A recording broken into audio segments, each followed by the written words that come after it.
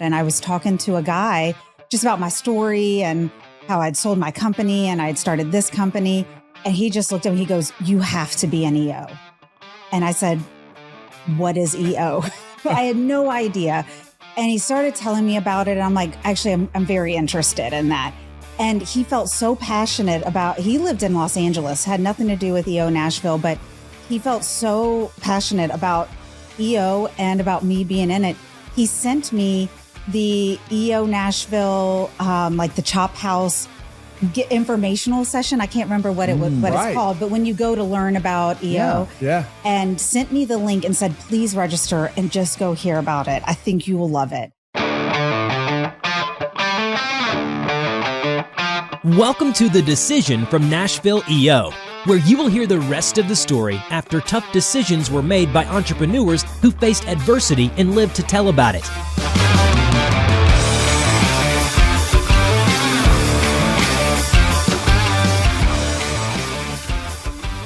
Welcome to The Decision, the EO Nashville podcast by and for members of EO Nashville. This is where we interview those members and we talk about all the fun that we have starting, building, growing, scaling. Isn't that the same thing? Businesses and maybe selling them one day, and all the fun that we have in between. I'm Eric Jackson, and with me, as always, my partner in crime, Mr. Robert Hartline. Good to be here. Good to be with you on this hot summer day. Right. Luckily, we got some air in here. Yeah, it works. And with us today, Alane Boyd, who owns a company that is in the AI space. And we have talked a little bit about AI from time to time on this podcast. So we get to hopefully dive deep on AI and on you. So, and you live outside of Nashville and made the trek here. I did. It was fun. I mean, it's beautiful out today, so it's easy. Alane, tell us a little bit about your EO experience so far. How did you find EO, and what did that look like? Oh gosh, well, I was at a different business owner event. It's called 10,000 Small Businesses. It's a program Goldman Sachs does. And this was 2022, and they did a big summit in Washington, D.C. And I went, and they have all kinds of networking events and different things throughout. And I was talking to a guy just about my story and how I'd sold my company and I'd started this company. And he just looked at me, he goes, "You have to be an EO." And I said, "What is EO?" I had no idea. And he started telling me about it. And I'm like, actually, I'm very interested in that. And he felt so passionate about, he lived in Los Angeles, had nothing to do with EO Nashville, but he felt so passionate about EO and about me being in it. He sent me the EO Nashville, like the Chop House informational session. I can't remember what it was, what it's called, but when you go to learn about EO, and sent me the link and said, "Please register and just go hear about it. I think you will love it." And so I'm like, man, if this guy is like this passionate about it, like, sure, I'll go. And I left that luncheon and I called my business partner. I said, "We are 1000% doing this," and applied, became a member. And I feel emotional thinking about it even today, because it has honestly changed my life in every positive way, that from personal to business, that you could ever imagine. And I would never look back after this. Like I am just as passionate about it as that guy that day. Anytime I meet a business owner, I'm like, "You've got to look at EO." Yeah, I got to know you at a EO dinner event, which is the theme was, what do you do after you sell your business? And it was your story of, before your first sale, that just really tugged on my heartstrings. And I knew I was like, I got to get her on the podcast, because that was a time in your life when you didn't have EO and you grew and scaled the business. Tell me about that story. What was that business and how did it grow? That company, we started as a social media agency for car dealerships. And it was at a time where Facebook was just becoming popular, and they started out having business pages. And we thought, man, this is where advertising is going to go. And we had a kind of a partner or salesperson on the team that had worked in radio. So he was going to meeting with all of his old clients from radio saying, hey, I'm working with this company now. We do social media.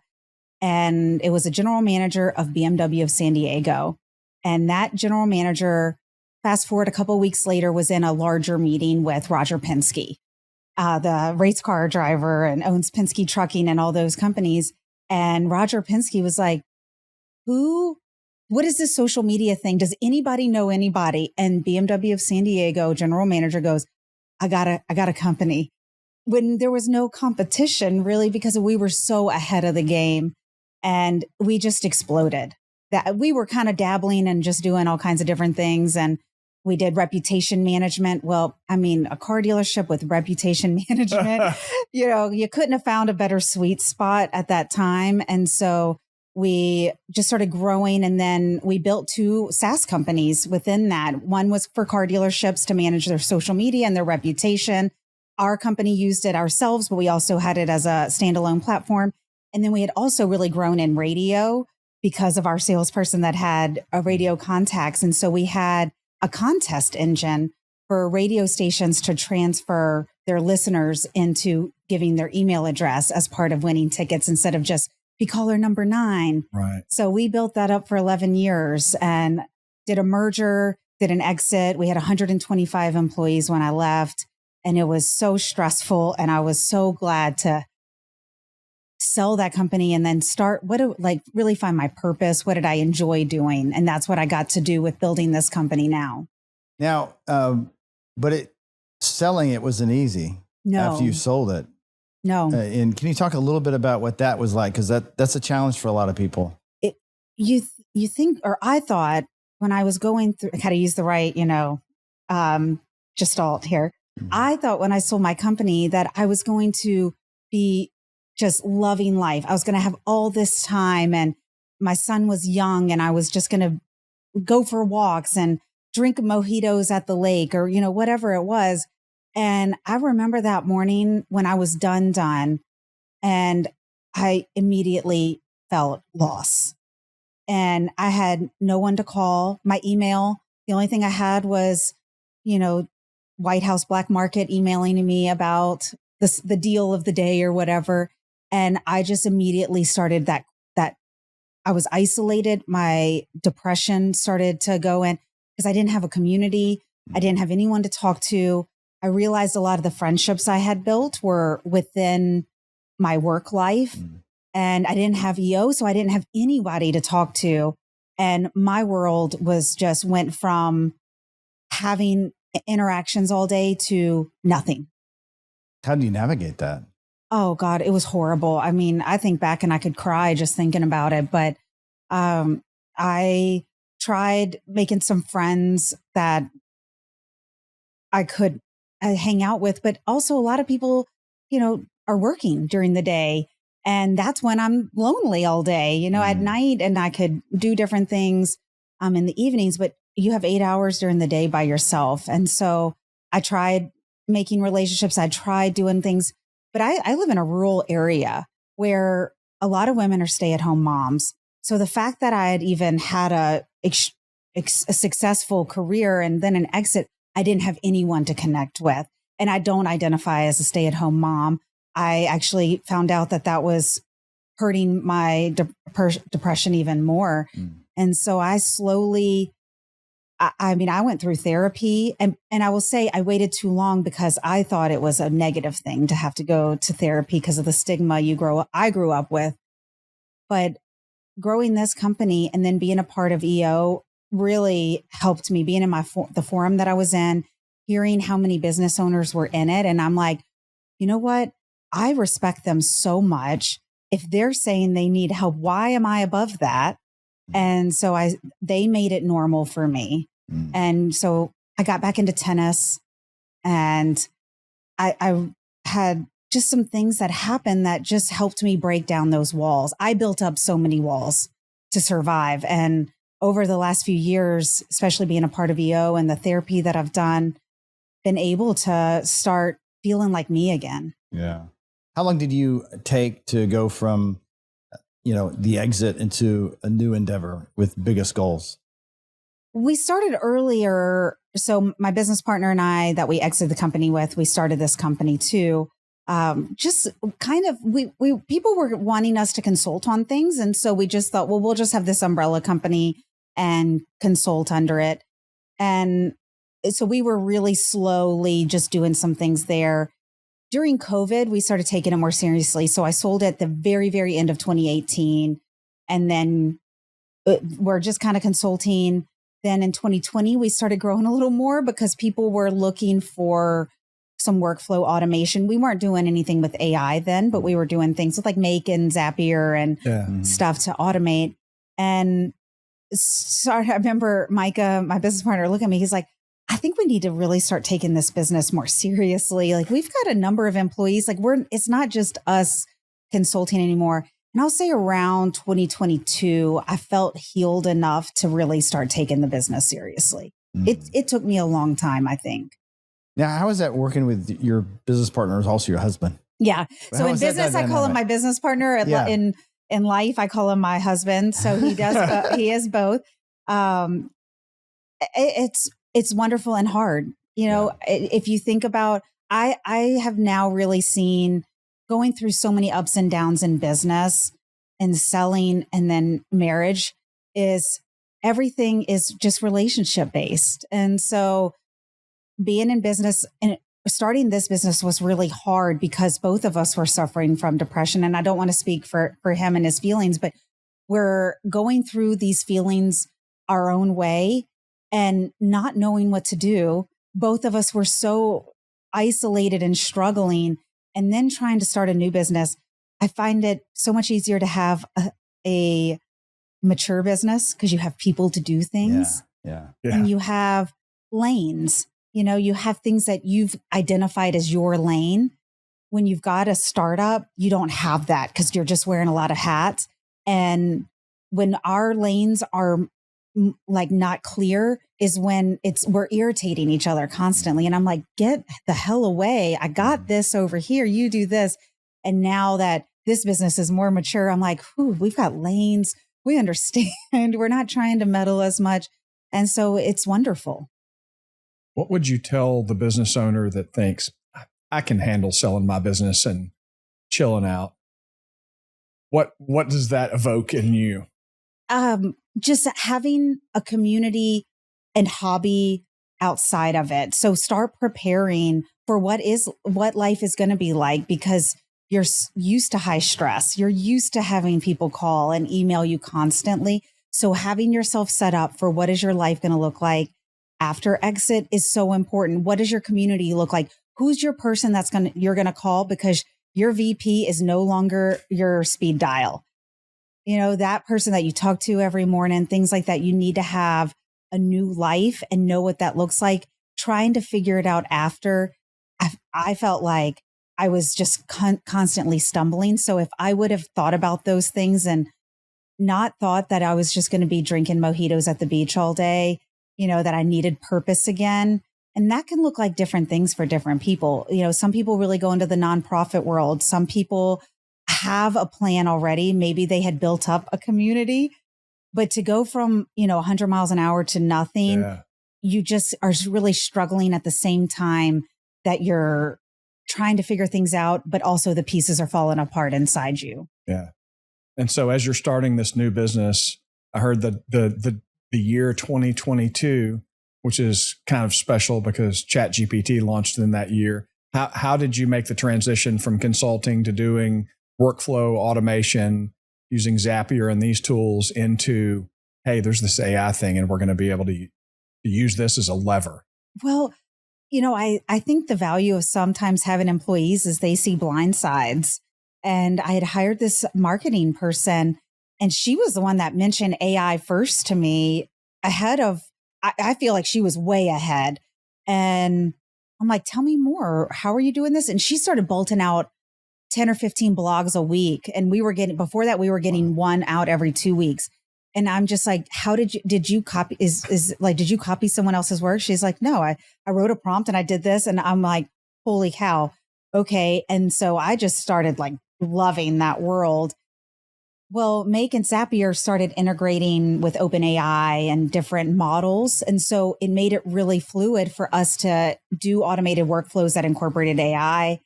And I noticed that I was talking to business owners talking about this, and they liked the idea and had been hearing about it, but didn't know how to use it.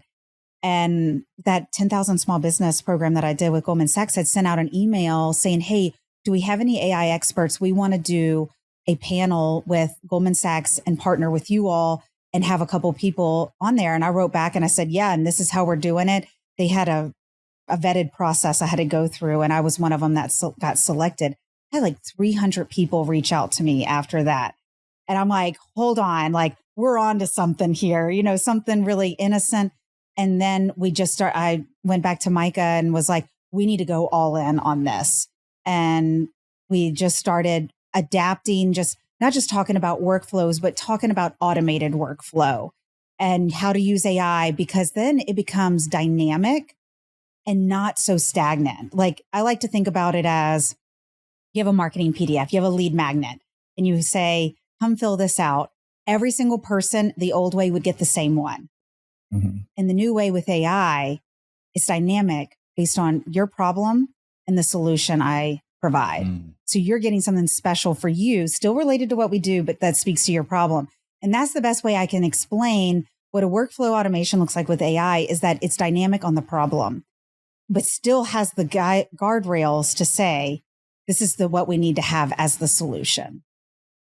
That makes a lot of sense to me, been in the marketing business. Can't wait to dig into this. When I first, Biggest Goals, the name of your company. Yes. It's biggestgoals.ai. Biggestgoal.ai, yeah. Okay, biggestgoal.ai. When I first came across, you guys are a strategic partner, alliance partner for EO. And when I first saw the initial email about the announcement, I went to your website and looked at all the things, and I was like, literally I was reading, I was like, every EO member is going to want this company to come in, because I both feel an overwhelming sense of excitement and total fear at the same time. And it's fear, how is this going to affect my business? Fear, which tool do I use? How do I get started? Do I have time to, because as soon as I start diving into a tool, then I hear about some other tool that's supposedly better than that tool. And I'm like, I don't know which tool to use now. Yeah. So how do you navigate that fear plus excitement for someone? Because it is overwhelming. It is. It's so much. And things in our business are so different than my previous business or when I started. And things just happen so much faster, and we're constantly staying up. I mean, when we started, we were using built-in integrations with Make.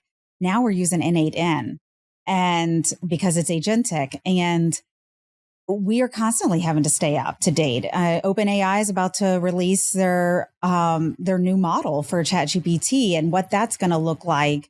And so having a tech team that's excited about this and not threatened or wanting to do things old school. Because I have seen that with some developers, even as they don't want to change. They like being the creator and doing everything where they're, They're the ones that are most resistant to AI, which is so amazing to me. I do find a couple of tech types of people, and I don't want to, throw anybody under the bus, but I do notice that too, that they're apprehensive. So we have, even when we're hiring, we're now looking for people that are okay, that they're malleable in their thinking, because it's very different in how we develop with AI agents than how you would normally develop with a traditional way. And that phrase comes to mind, that AI is not going to take your job. It's AI, a person that uses AI, that's going to take your job. Yeah. What does that look like? Tell me more about how you would approach that. We have a part in our presentation where we talk about this, and in our human lifetime, even, since we were born in this, technology has replaced humans. Yes. If you think about phone operators that used to unplug and replug, you don't have those anymore. Technology is replacing people. We just haven't had something to this magnitude happen in our lifetime. Cell phones have, if we even think about that, like man, now we just video call each other. Like things have constantly been changing. And so, if you're doing a lot of data entry, if you're a low level person, you start getting sharper. How can you be creative and strategic? How can you use AI? I mean, that is part of our interview process is how are you using AI? And if you can't articulate that, you're not a good fit for us because that means you haven't been using it. And that is going to become such a dire need for employers. And I see something where startups now are so agile because they're looking for ways to keep their business slim, or they have to because they don't have the resources either financially or with people that they're having to. They can move so much faster. And corporates, I still go into some trainings and they're going, we haven't even used it. I'm like, we're 3 years overdue. Yeah. And no wonder you're starting to see, I mean, anybody here go to Blockbuster lately? Things get replaced, things change, and we do have to adapt. Yeah, that reminds me of some conversations inside my agency, and we've got some people that are, beginning to warm up to AI, and there's this idea that, well, people hire us because it's the stuff that we create is created by humans, and I have to take them back to the 90s when I was in the printing industry and tech began to creep in there. It used to be guys on light tables with in dark rooms that created film that then went to the printer. And their pushback then was, well, the quality is really high with the way that we do it. And the technology is never going to be able to do it like we do. And I had to explain to them, the end user is going to determine what they are going to buy because they're going to see the speed and the price and they're going to go, it's good enough. Mm-hmm. You see that with video now. Yes. Where, well, it's good enough. They did it with their phone. Great. We'll call it a day. Right. And at that point, there's no conversation to be had. Your customers are gone, mm-hmm. right? They've gone on to the thing that's better, faster, cheaper. Like it or not, that's just reality. And so the companies that are not going to use agentic AI, what does that look like? I mean, you're already probably seeing the benefits of using it, obviously. I think there's two things to it. Is one side, or what are all the things you wanted to do in your business, but you just couldn't do? So it's not always about eliminating people. Right. I think there's a side to, there's things like, I have a podcast called Automate Your Agency, and we've been doing it. It's just Micah and I, and we talk about some of the topics that our clients or potential clients ask us, and we do an episode on it. They're short and sweet. Well, just because I have done every single one, I might have a library in my head of which ones are good to send to contacts, whether it's people in my sales pipeline or a client. That doesn't mean every single employee on my team has those memorized. They may listen to them, but they don't have the same library capacity that I do for that, right? Well, now that's just part of our process. You have a transcript, we have a recorder, and based on that transcript, that conversation, it has access to the transcripts of every single podcast episode. It stays up to date automatically as soon as we have a new podcast episode. So it listens to the transcript between the account manager and that client. And then it says, hey, these are 3 good podcast episodes to send to this person. Right. That's also part of my sales process. My close ratio went to 95% by incorporating podcasts because now I'm a credible expert on this topic. Why would you go to anybody else? Right. And you're actually proving to them that the technology is helping you convert business. Because if we're doing something or adding a new tool that doesn't convert business, then what are we doing? It's got to have a return on investment. And you're proving it by showing them. One of my fun things that I do on a sales call now is from the transcript, we have a chat bot. We call him Decker, and it creates the kickoff deck with a slide deck in Google Slides based on what we do and the transcript that we had.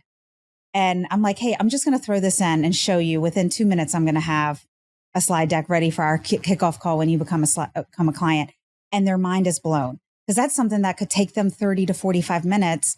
of thinking through, well, what am I going to talk to my client on? And they just saw that happen. So yeah, to your point, and I see two clients fall into two buckets. One, they're thinking, how can this help my sales? Or two, I got sales down. I need operations more efficient. Yeah. And so value, how they see value is different. Yeah. And it's not about replacing people.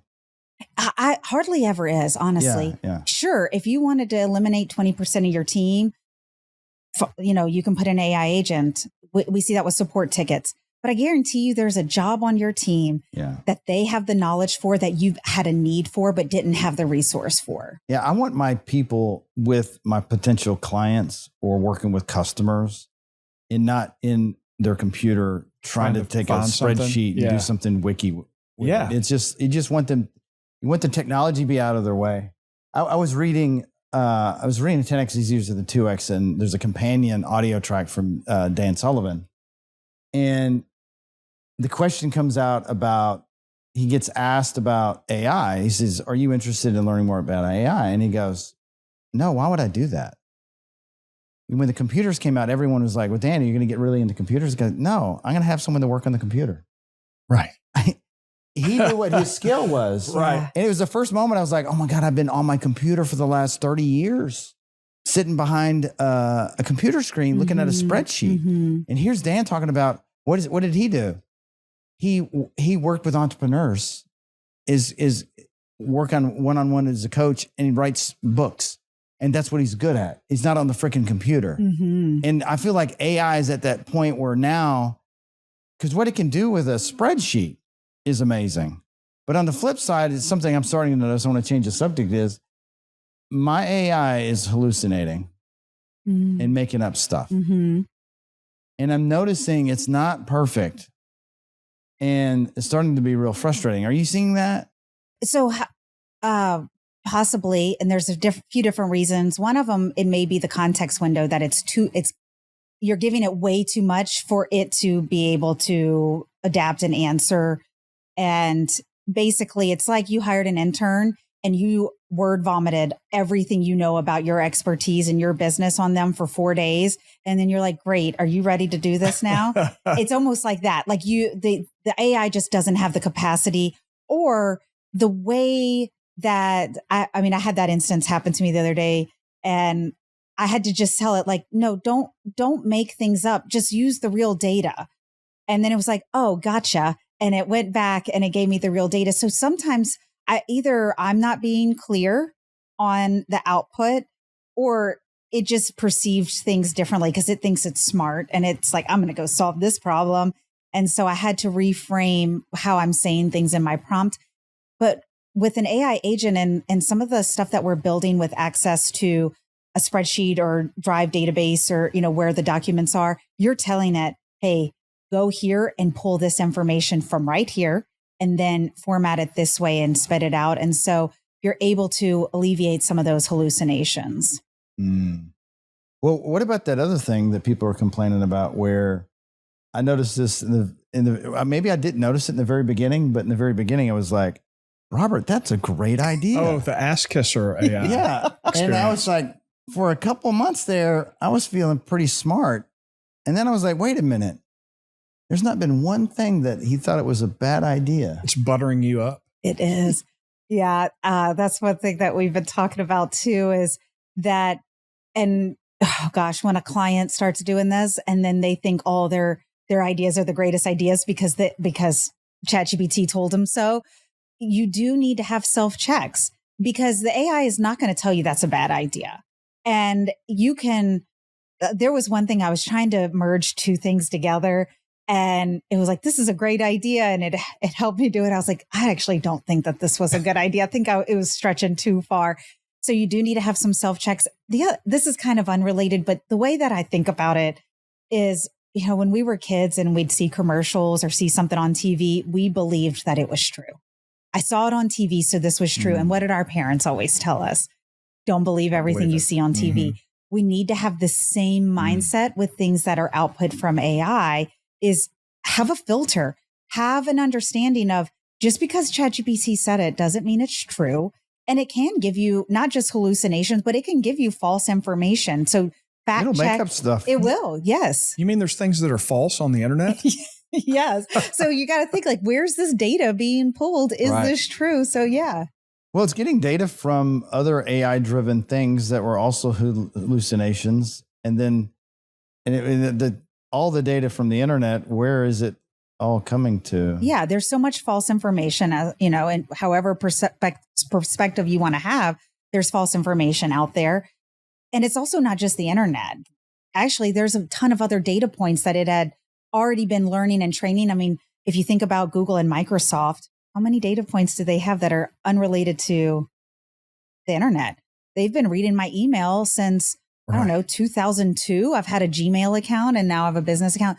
Data, it has so much data that it doesn't just live on the internet. So depending on what access it had, which model you're using, all different things are factored into this. Well, data was also, Google was connected to 23andMe, the founder's wife. Like, not only did they know what your search history is, they know who your daddy is. I mean, yeah, I'm sure there's no connection there. I'm sure. No, I'm sure they nothing keep those databases yeah. separate. Sure. you can trust them. Oh yeah, of course. Let's swing back toward EO and your experience there. How long have you been a member of EO now? This is my third year. Okay. So 2022. Yeah, because I was at that summit and then, it was 2022. And then I joined immediately. So how has your experience been and what influence has it? I mean, obviously you told us at the beginning what a fan you are. What are the results of that joining EO? I mean, I feel so much support. And with my forum that I'm in right now, I've been in this forum for a little over a year. I got so emotional in the last forum meeting that we had because I had gone through something and just felt so much support for no other reason that they just wanted to love me and respect me. And I just never have felt that outside of a family unit to feel that way. And you have friends, but my friends have changed, over the years as I've changed as a person and really just I wanted to work on myself. I wanted to be the person that I was before work got in my life and that I became a workaholic and all those things, that bring you down. So I've just done a lot of investment in myself. And so my friendships have changed, over those years. And now with this forum, I just have so much respect for them. And the way that I think about my life is so different. And, I get all kinds of like tidbits. Like they always say, like, you're in your forum for yourself, and when you're doing experience shares, you're thinking about it for yourself. You're not trying to solve anybody else's problem. And just where we are all at and the experiences that we've had this past year has been just explosive for me. And I've made a lot of changes. We got a house in Boulder. I split my time between Nashville and there. And I was no longer in my community this weirdo that people couldn't relate to. I'm literally like one of 300 that are average, right? Like everybody has a house somewhere else, that we understand what it's like to raise a young child at the same time you're trying to raise your business, run your business, and split your time going back and forth. Like the things that I felt so alone on are just an average day for my forum members. And I just felt like I could finally just rest and breathe. Has EO and your experience changed the way that you are parenting? The experience share and the Gestalt has changed. Like, I still don't get it right every time. Sure. But I really am trying to work on it. And the coaching aspect. So my forum is, we're going to try something new where we're going to try to have the same coach. And I just stepped down. I was moderator.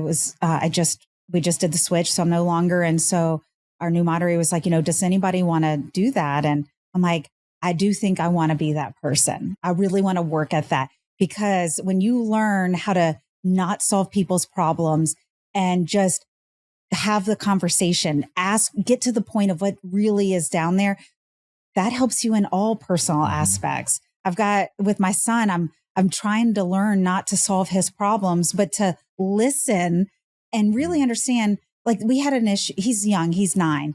And he was so upset with me one day. I mean, that's kind of out of character. And he was just screaming in hysteria and so upset. And I had to sit back for a second because I'm like, I have no idea what's going on. This is not like him. And I don't even know how to handle this. And I was like, let's just have a breather. Okay. And I thought about, okay, like, how do I meet him where he's at without solving his problem, without digging and making him. And I was just like, went in and calmly, I'm like, what are you feeling right now? And he's like, I feel like you don't want to spend time with me. And that was what it was. It had nothing to do with what the interaction was really about. He has a chore of taking the dishes out of the dishwasher. And he wanted to watch a movie with me. And I said, you haven't finished your chores. You have to take the dishes out of the dishwasher. And he blew up at me. Well, in his world, we had been so busy that I hadn't spent any time.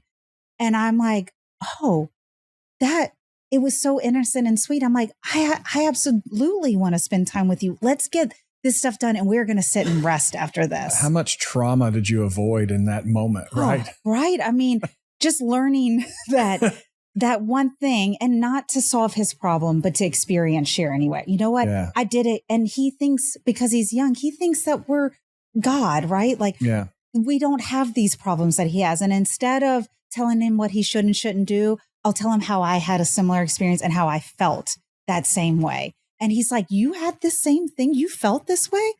Hell yeah, kid. I've had a lot of bad days. Just describing that, such an EO thing, to being able to articulate what the feeling is. Because like, I'm just frustrated, but beyond frustration, what is the deeper understanding of what frustration is? And when you ask those questions, like, why is that significant? And just keep going, digging and digging and digging. And then when you get to that root, then we find like, oh. But what I think is amazing about that is watching someone else in the room, hearing the story, going, oh, and they get the, they discover for themselves. Mm-hmm. Yeah. And the term helicopter parent, which is not a positive thing, obviously. I think part of the value of EO is, if you're using it in parenting, you're preparing your child to think for themselves and to not tell them what to do all the time, right? It's like, you're eventually going to be out on your own, and I'm not going to be there to help you go do all the things in life and make the hard decisions. And that clicked for me when my daughter was in college and she had a hard decision to make. I said, gosh, well, let me tell you about a story about when I was in a similar situation. Good luck. I'm sure you'll make a great choice.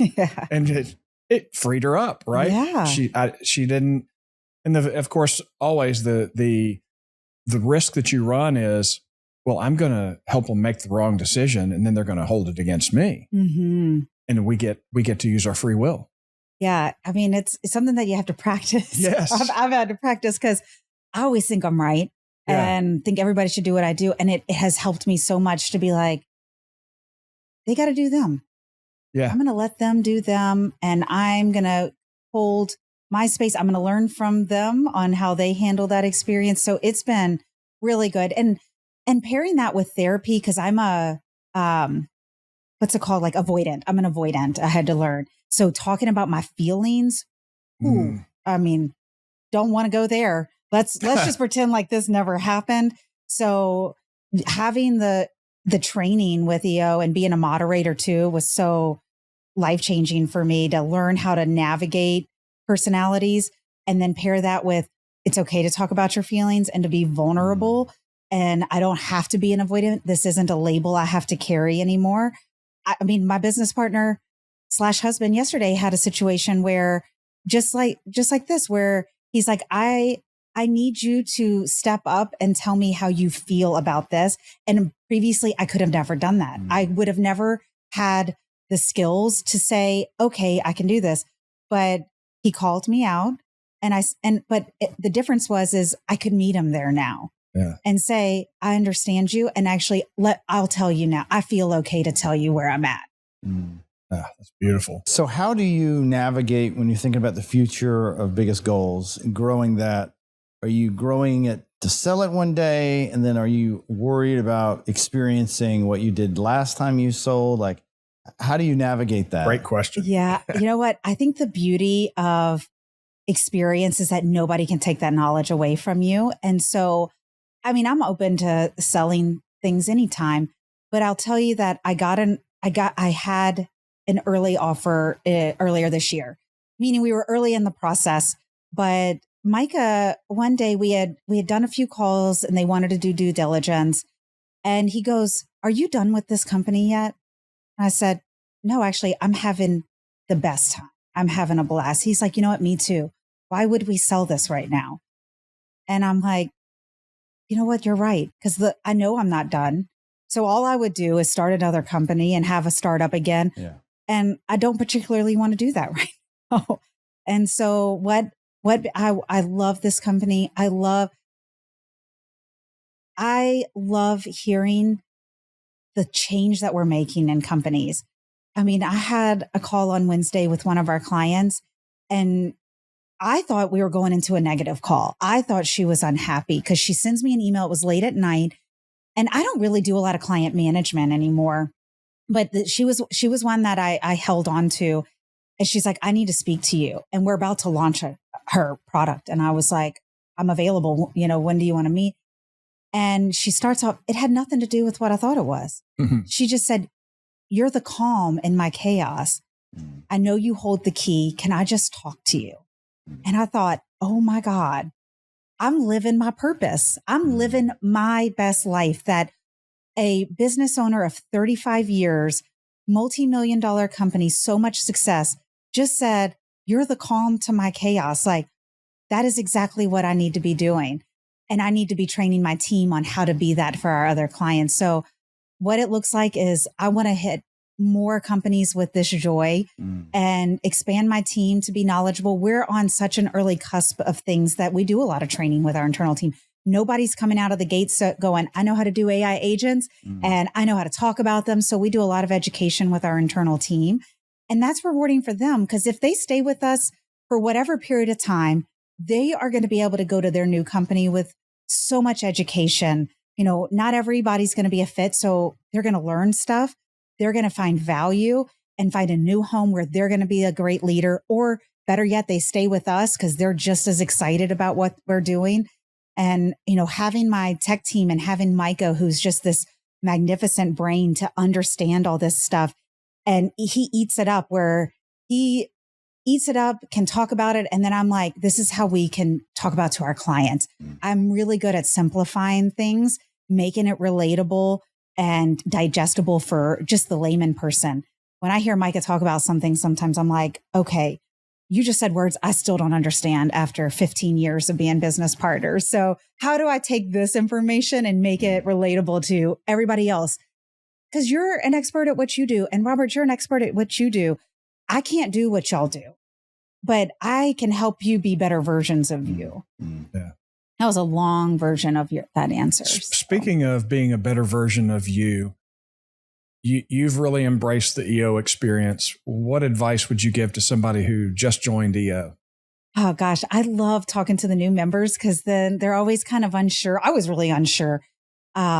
I think whether you're going to be moderator or not, just go through moderator training right away, because then you can be the best forum member and you're not always kind of guessing and unsure. So do that. Join a subcommittee or a committee and be a small piece of a big thing. It's a great way to meet people. And then, of course, go to the events. I don't go to every event, but I try to go to a learning event and a social event as much as I possibly can so I can meet people. But man, go to forum. Find if that forum you don't feel like are your people, own your experience. Right. And Laura Miller is fantastic. And just to articulate what it is you're really looking for. I went through that. I had to really later articulate, finding what the right group of people was. When I joined, I was just kind of like, whatever, anything. But I had to learn really what I was looking for, what I find not just valuable, but I don't like talking about politics or having religion come in. I think that's great. Everybody has their place and their beliefs, but I don't feel like that needs to be a part of forum. So that was really important to me. I didn't think about that stuff early on. And so I travel a lot and I needed to find a good fit. So really just owning your experience. And I remember talking to Laura and she's like, Alane, these feelings are okay. And don't feel guilty about it. And I'm like, oh, it's okay to find a good fit. Yeah. Again, be selfish, right? Yeah. Get what you need. Yeah. You're not here to take care of anybody else or whatever that looks like. You're just there to do you. Yeah. Thank you so much for joining us. If you are a Nashville entrepreneur and you're looking for a place to connect with other driven entrepreneurs, we do a thing every single month with our forums. It's a little mastermind to come together to help make important decisions in our lives and our businesses. You can learn more at eonashville.com. Thanks for watching and hope you have a wonderful week. Thanks for listening to the Decision Podcast by Nashville EO. We'll see you again next time, and be sure to click subscribe to get future episodes.